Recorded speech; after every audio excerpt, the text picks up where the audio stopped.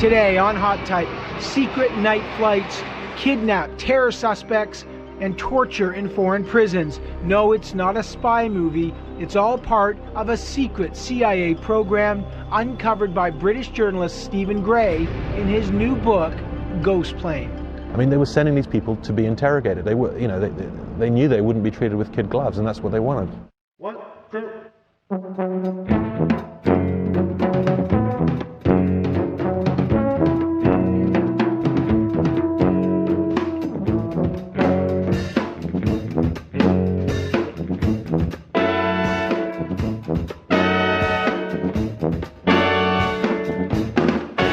Hot Type with Evan Solomon.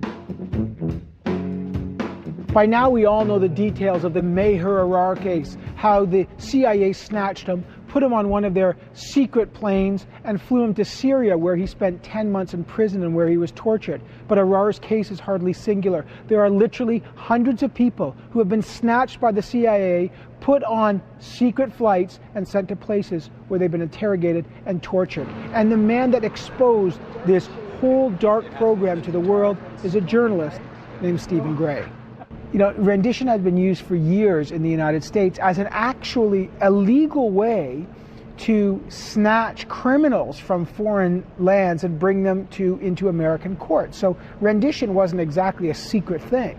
Yes, but this was covert rendition, and it had a big difference. Because the old type of rendition, and you're right, it went back to the 1880s and was judged legal by American courts, was to bring people to justice, to a jury and a judge back in the US.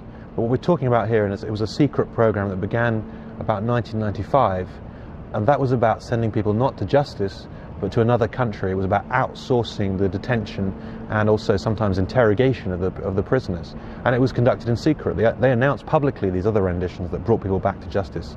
People like Carlos the Jackal sent to Paris, or Ramzi Youssef, the man behind the first World Trade Center bombing, he was brought back to justice in the United States.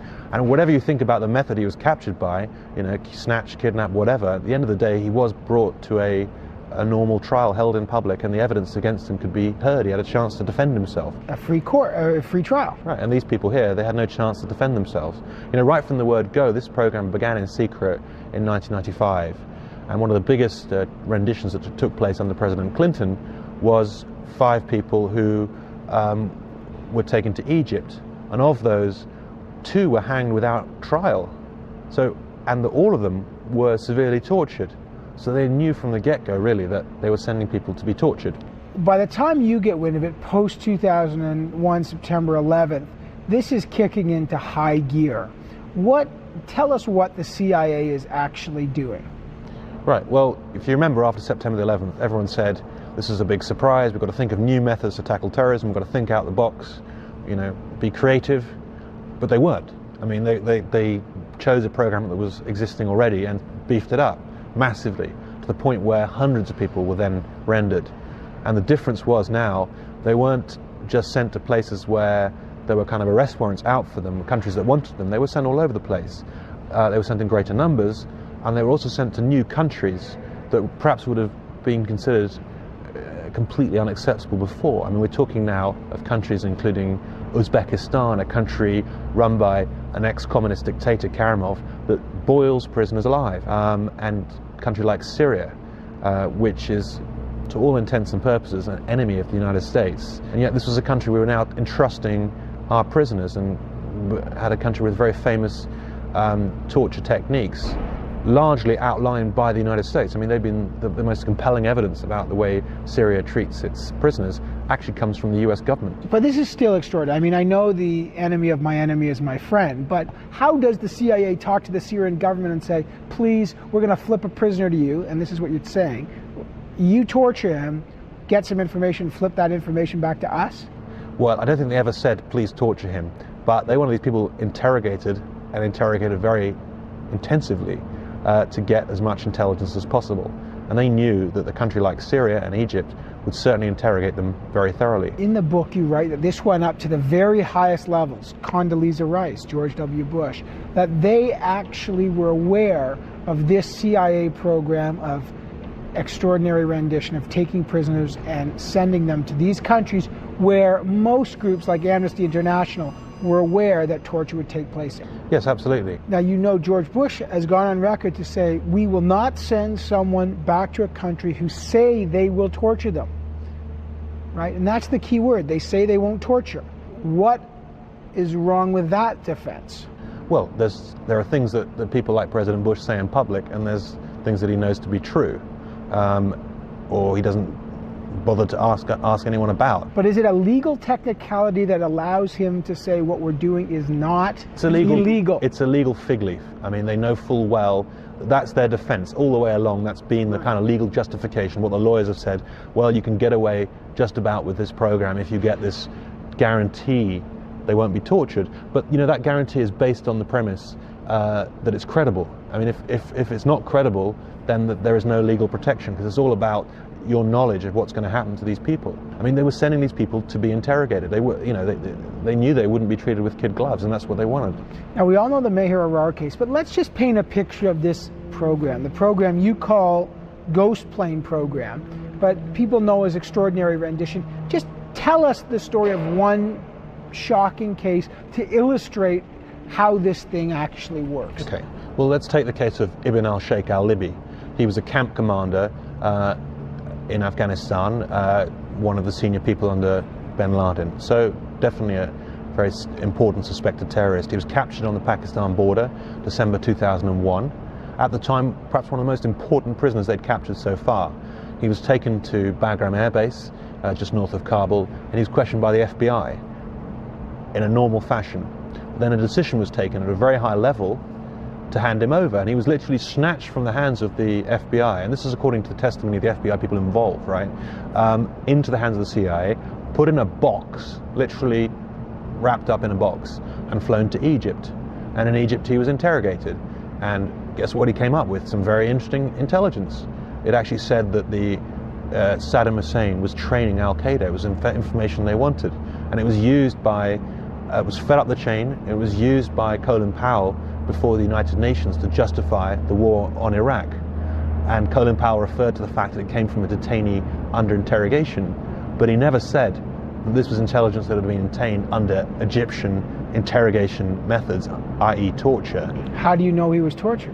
Because that's what happens in Egypt, and that was the statement. In fact, if you look at the memos from the people in the CIA who examined the case, who believed that this information was not credible because of the fact that it had been obtained under Egyptian interrogation. They wrote that down, they warned the White House about this, and yet it was still used in public. In other words, they're torturing him, according to the allegation, so he'll just say anything to stop the pain. Right. But how do we know that the Egyptians actually tortured him? And what did they do to him? Well, most of these cases of people like him, for example, they've not been released. They haven't been allowed to tell their story, so we can't verify his exact treatment now, and that's fair enough. And you know, that's been the whole dilemma all along, which is why really this story has taken such a long time to come out, because we've always been faced with that dilemma. Here are these terrorists, suspected terrorists, telling these stories of torture. They're trained to lie, you know. That's why I tried to find ways to verify what was going on.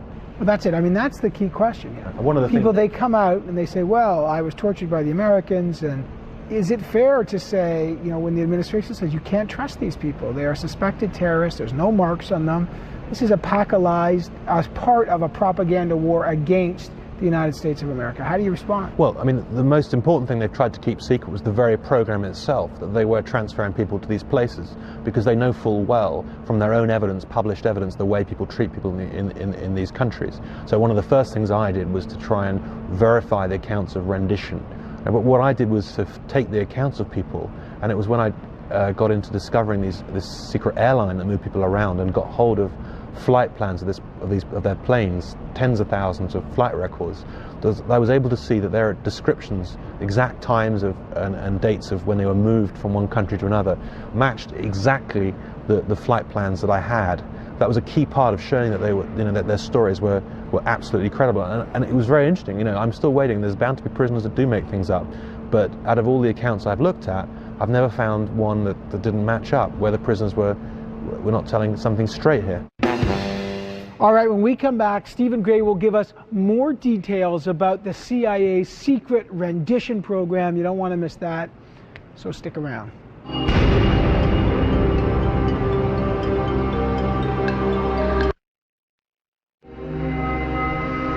Welcome back to Hot Type. Journalist Stephen Gray uncovered the CIA's program of extraordinary rendition. That's where suspected terrorists are literally being kidnapped on planes chartered by the CIA and taken to countries where torture is routine. People just like the Canadian Meher Arar. So how did he uncover this mystery?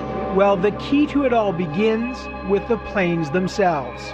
Well, the planes start off in North Carolina. This is a front company that's operated for and actually owned secretly by the CIA. They present themselves as a kind of air charter company. And the key thing about that is that it's no surprise to see this sort of plane all over the world. It's the sort of thing that a diplomat or some businessman would use. So they can, it's a cover that allows them to land at almost anywhere. They pick up a team in Washington who've come over from the CIA. These are the people who, when they pick up prisoners, the prisoners are described wearing black ski masks, jeans, Timberland boots. That's the sort of the pattern. And then they get on the plane and then they fly off and go via various airports, maybe through Canada, through Europe primarily, Britain and Germany, stop there, and then they go off and do these missions, picking up someone, say, from Karachi airport, who's bundled aboard the plane and then flown off to his new destination. Now, one of the extraordinary things is the kind of planes that Aero Contractors, the CIA front company, is leasing. They're not Hercules kind of cargo planes. These are plush Gulfstream kind of corporate jets. What's going on here? Well, it's incredible, really. I mean, I remember speaking to a manager of an aviation company that refueled one of these planes, and he had a look inside, and he was in Mallorca, Spain, and he was saying this is the sort of plane we'd associate with the Rolling Stones or some Saudi prince or something. But the reason for using those sort of planes is because they also have a dual purpose. They can ferry around CIA's own VIPs, but also it's part of the cover. A very, very expensive method, but it does allow them to operate in countries where a kind of military plane, a US military plane, would look a bit out of kilter. It's part of the covert nature of the program to sort of have this appearance of a businessman's charter service. Now, you would think that uncovering these flights would be as complex as the rendition program itself. But Gray says he tracked it all down by simply following the numbers on the tails of the airplanes. Then he traced the flights on the internet, and using this method, he was able to corroborate the stories of many of the suspects he'd interviewed and the CIA agents who, on the promise of anonymity, had talked to him about their involvement in the rendition program. Well, I was amazed. I mean, I was amazed, first of all, that I could get this information. When I started off, an editor of the paper I was working at, the Sunday Times, said, "How the hell are you going to find this out?" And I really just thought, I haven't a clue, and it was stunning to me that it was so easy to get hold of these huge amounts of data about these operations. And my reaction was, wow, what does this show? This is a whole pattern of activity. Now here, we've been really sensitive to this in Canada because of Meher Arar, who's just had a settlement upwards to $12.5 million, 11.5, there's some debate as to the extent of the money. 10 months in the Syrian prison. Was his case typical, and is his case typical of what you call the ghost plane phenomenon? His case is a little bit different because it involves a snatch or an arrest in the United States on US soil, and therefore it came under a lot of legal controls, a lot more bureaucratic paperwork that was involved in allowing his rendition to Syria. But similar in the sense of where he was sent. When he arrived, and I think in October 2002, when he was there, I counted about 7 other prisoners who were there in that jail as a result of the United States. So he was part of a pattern. And one of the reasons I believe about the kind of torture that goes on and the way people have been treated is people like Meher Arar, and I'm sure you've met him, and you look into his eyes and you believe what he says. He paints a very compelling picture of what's happened. And people say that these people make the stories up. I've been really struck by how many torture victims I've spoken to who don't exaggerate. So I find all of these stories very compelling. One of the questions you raise is, does this stuff work? Are they getting information that is, as George Bush has said many times, saving American lives? I don't believe so. I've never seen a single example of that. It's possible. I'd be naive to say people don't say true things under torture. Of course they do occasionally. But I think the problem is when they do say things, you don't know whether it's true or false. And I've asked that question of every person in the CIA I've met who's never come up with an example, and it made them unconvinced themselves. But it does work for one or two things. It works to disappear people. People are never seen again. There's no embarrassing trial where what's happened to them is revealed in most cases. It works in that it produces confessions. People confess, and you can retroactively justify what you've been doing.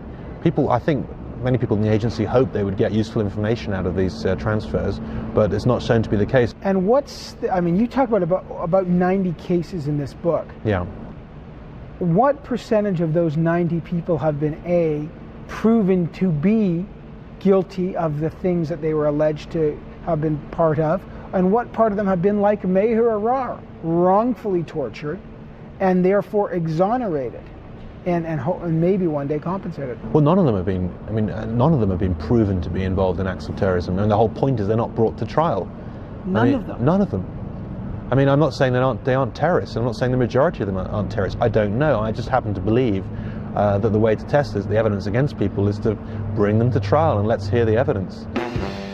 All right, when we come back, we'll find out why countries like Italy and Germany are filing charges against agents from the CIA who were part of the ghost plane program, so stick around.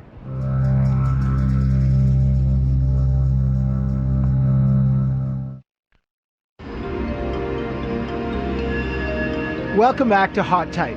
Now, the publication of Stephen Gray's book, Ghost Plane, and Gray's various articles on the CIA's extraordinary rendition program blew the cover on the whole covert operation. And it's also recently led to charges against CIA operatives in both Italy and Germany. I published in this book, actually, for the first time, details of the team of people, the flight crew and the rendition team that flew from Mallorca, an island off Spain, to Eastern Europe to pick up this German citizen, Khalid al-Masri, take him to a CIA jail in Afghanistan where he was there for five months. Now, the German police have been investigating that matter. When they saw details of this team, they've started to investigate themselves and found the names of these people, and they've issued arrest warrants for 13 members, the same team that I wrote about. Now, let's talk about this al-Masri case. This is a phenomenal case. This week, German authorities, actually, as you say, German authorities issued arrest warrants for 13 CIA agents who were part of snatching a man named al-Masri off German soil. What does it mean that suddenly the German government is turning on the CIA? What is the significance of that event? It's I think of really great significance, because Germany is a great ally of the United States. The German federal authorities and the federal prosecutors are very, very serious people, and they're treating a very important a prisoner transfer, which the German government has now been informed about, and yet still believes is a criminal activity, a crime of kidnap, which is a very serious offence. And it's politically makes it very difficult for the United States. What does this mean for the rendition program now run by the United States? What's the future of this program? Well, it's got severe problems, the rendition program at the moment. I mean, if nothing else, there aren't many people in the CIA who want to be involved in this. When you've got now 40 alleged CIA operatives now facing charges, it's not a popular thing to be involved in. But they won't go away at rendition, because they have all these people in their custody now, and they've got to do something with them. The United States doesn't want to release these prisoners. It's been treating many of these people in quite an abusive way over the last getting on for 5 years. So the evidence they've got against them is very weak, because it's not the sort of evidence you can bring in court. But there are still many hundreds of people in American custody, or people they've rendered to different places.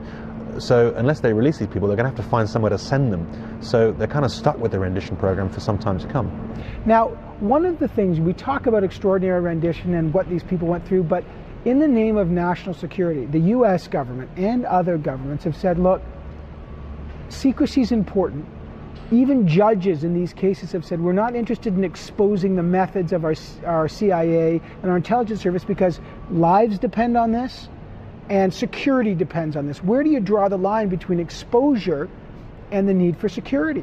I've tried to be very careful in what I've been writing to try and take a fine line on all this. I kept these flight logs secret for a very long time, until I thought the information was no longer very active. I haven't published the names of all the people I know involved in the program. But you have to find out these methods to prove, you have to find out some of these secrets in order to prove the involvement of the US government in these activities. Now in Europe, we have all kinds of inquiries going on, and they're being led by the toughest judges in Europe, toughest prosecutors. These are the very prosecutors that have been prosecuting Al-Qaeda all over Europe, and they're the same judges right now who are investigating the CIA. They believe in the rule of law, and they believe that terrorists should be prosecuted, but they should be prosecuted in a legal way. And I think with all the political inquiries going on at the moment, and a new Congress in the United States determined apparently to investigate these things, you've got almost a kind of perfect storm developing against the rendition program, where it looks like the real facts of this whole program are going to emerge. And finally, do you think other governments in Europe who have been implicated in the reports, the EU report, they were complicit in these torture planes, do you think we'll see more cases like the ones we've seen in Germany now and in Italy? Yeah, I think there are more cases to come. I think that we'll certainly see more facts and more renditions exposed. I think the other point is that even though these governments deny publicly any involvement in the rendition program, and I think wrongly state that they're not complicit, one thing's for certain: they're very, very nervous about this issue, and any future rendition flight that passes through Europe is going to face quite strong scrutiny in those countries. They're certainly saying, don't do this anymore. Stephen, it's a great pleasure to speak with you. Thank you very much. Thank you. Stephen Gray's book, Ghost Plane, is part of a long tradition where a single journalist managed to expose a great untruth. Of course, the great-grandfather of that is Alexander Solzhenitsyn in his book, The Gulag Archipelago. But this book really manages to show why cases like Meher Arar are not singular. In fact, there are hundreds of others like them. And at the heart of the cases now against the CIA agents in places like Italy and Germany, you will find the research of Stephen Gray. This guy's made a big difference, and for that alone you should read this book. But he also goes into great detail about international law, which is so vital to this case. And he also writes about this as if it's a thriller, and it really is the kind of thriller you wish wasn't real. Is all the writing in this book great? It's not. This guy is not Solzhenitsyn, but he is a great journalist. He has written an important book, and I would urge you to pick it up. Ghost Plane by Stephen Gray is published by St. Martin's Press. We'd love to hear from you. If you'd like to comment on this book or anything you see on Hot Type, go to the website cbc.ca/hot type. But for now, from a hangar that's not full of ghost planes, but great planes anyway, I'm Evan Solomon. I'll see you again on Hot Type.